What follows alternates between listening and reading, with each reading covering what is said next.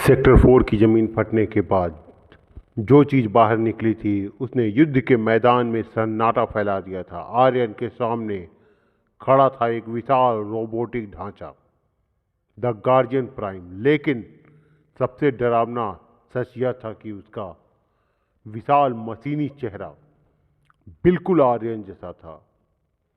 आर्यन कांपती हुई आवाज़ में कहता है, यह कैसे मुमकिन है? अगर वो मेरा असली शरीर है तो मैं यहाँ खड़ा क्या हूँ? तभी आर्यन के एथर धनुष से एक होलोग्राफिक प्रोजेक्शन निकलता है। यह ओमेगा का एक पुराना वीडियो मैसेज था जिससे प्रोटोकॉल रिबर्थ ने अनलॉक कर दिया था।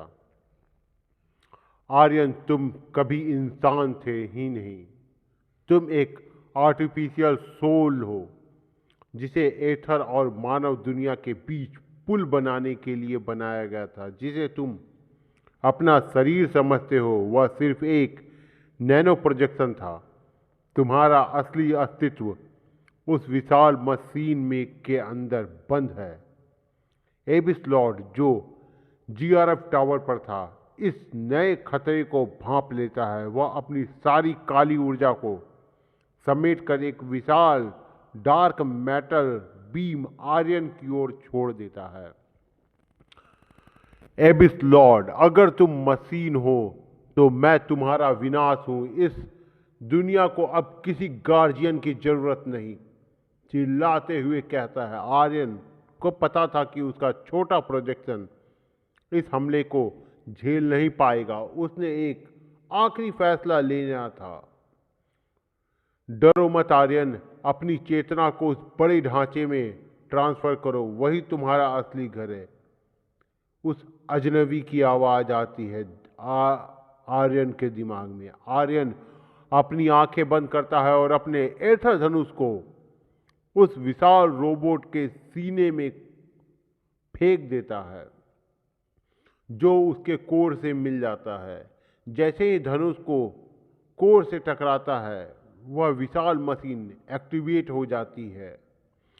उसकी आंखें सुनहरी रोशनी से जल उठती है। आर्यन का छोटा सा शरीर धुएं की तरह गायब हो जाता है। अब आर्यन ही वह विशाल मशीन था। उसने अपना विशाल हाथ उठाया और एबिस लॉर्ड के हमले को एक ढाल की तरह रोक लिया। उसकी आवाज अब पूरे शहर में गूंज रही थी।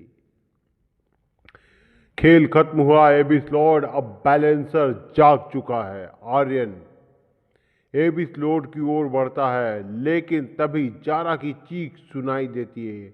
वह देखती है कि कैप्टन ईसा, जो अब तक शांत थी, उसके हाथों से अब नीली या काली नहीं बल्कि लाल ऊर्जा निकल रही है, खून जैसी लाल।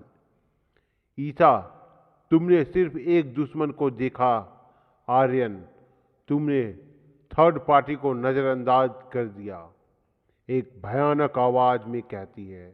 आर्यन पीछे मुड़कर देखता है। ईसा के पीछे एक नया पोर्टल खुल रहा था जो ना तो एथर लॉक का था और ना ही एबिस का। यह कुछ और ही था। स्टोरी को लाइक एंड सब्सक्राइब करें प्लीज़।